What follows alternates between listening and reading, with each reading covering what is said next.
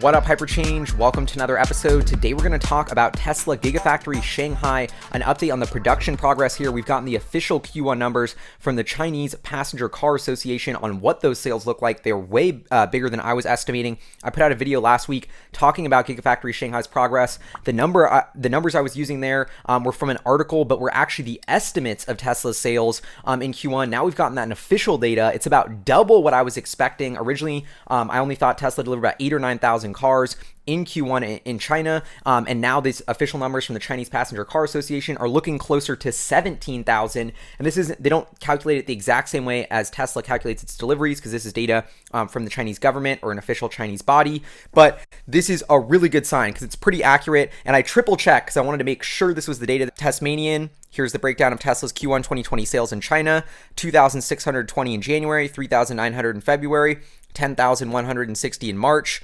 I looked in the New York Times. They have this article: Tesla China sales hit record high again in March.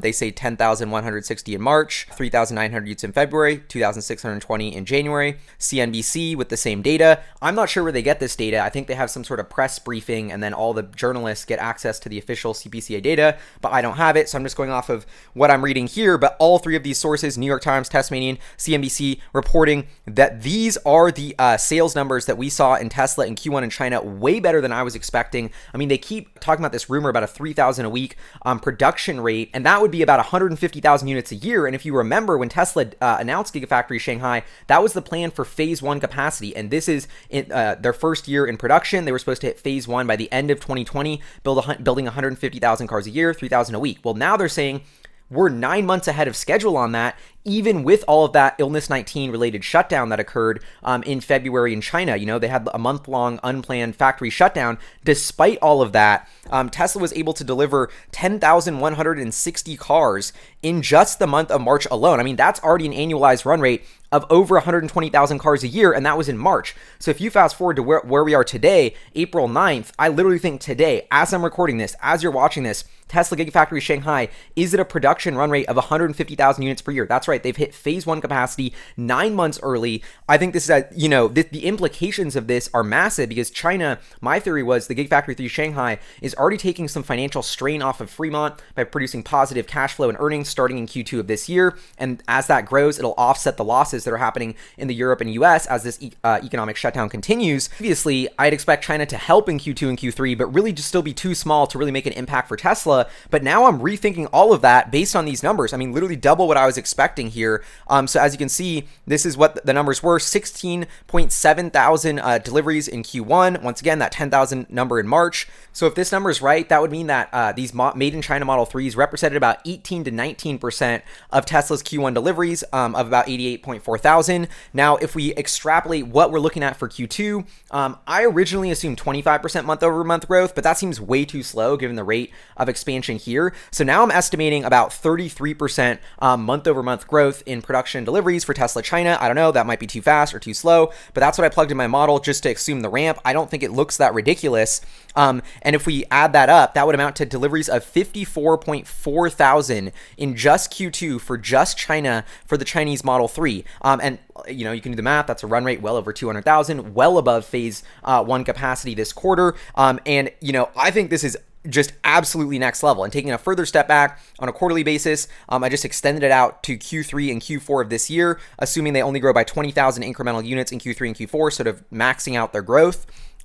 We would be looking at 225,000 cars delivered in China in 2020 if these are the numbers. And that is, Tesla delivered only 367,000 cars around the world last year of all their models. Just to put the financial perspective in context, 225,000 deliveries in China times a $45,000 selling price is equivalent to $10 billion in revenue. We times that by a 20% gross margin. We're looking at $2 billion in incremental gross profit. So just a quick back of the napkin math here shows that Tesla China poised to potentially contribute $10 billion in revenue and $2 billion in incremental gross profit to Tesla this year. And, that is material for the company. We're talking about billions in earnings. Tesla's operating expenses, $4 billion a year. That incremental $2 billion coming from China will cover half of their OPEX. So I think this is going to really, in Q2 of this year, the quarter that we're in, literally cash flow from China is starting to offset the losses in the US. And that cash flow from China continues to grow as these losses are stagnant. And literally day by day, despite Fremont being shut down, the overall cash flow profile of Tesla is improving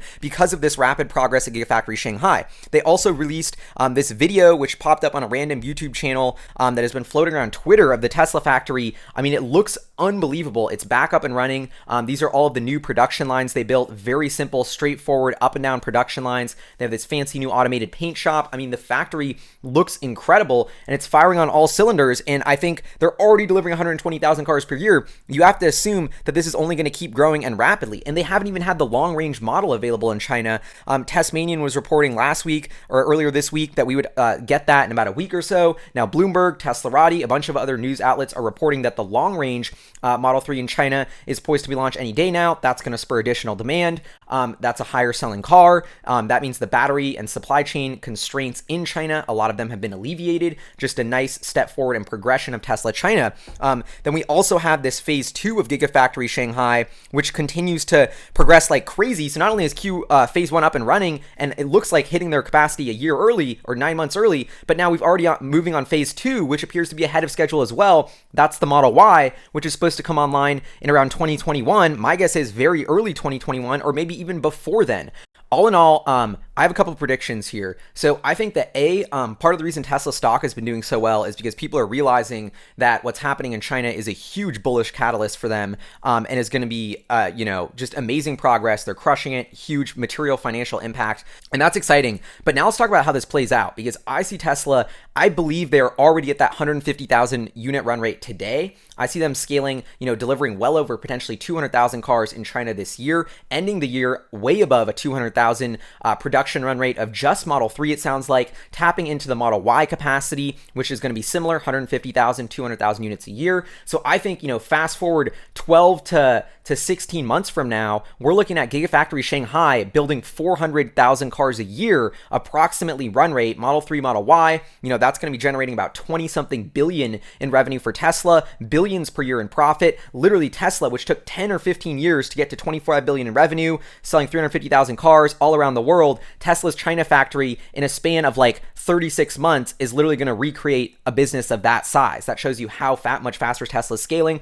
We're not even talking about what they're doing in Germany and how they're continuing to make progress there, and that'll be additional capacity expansion. And I don't know, my guess is the Model 3 and the Model Y, they share so many parts and components. My guess is that Tesla is moving really quickly, and the Model Y in China is going to come sooner than people think as well. So much excitement here. We're going to get an official update about this from Tesla on the Q1 conference call and in their Q1 shareholder letter. So I'm definitely going to be staying tuned for that, because I think this is the most important story to watch right now about Tesla. Yes, their factory shut down until May 4th in Fremont. When is it going to reopen? Tons of questions around that. But I think equally important is what's happening in Shanghai, and I'm not close to it. It's halfway around the world. And so I think it's hard to wrap your head around and appreciate, but this is going to be a bigger and bigger deal as we go forward. Super exciting progress from the Tesla China team. Anyway, this is Hyperchange. Would love to know what you think in the comments below. Huge shout out to our Patreon supporters, producers. I'll see y'all next time. Stay safe out there. Peace.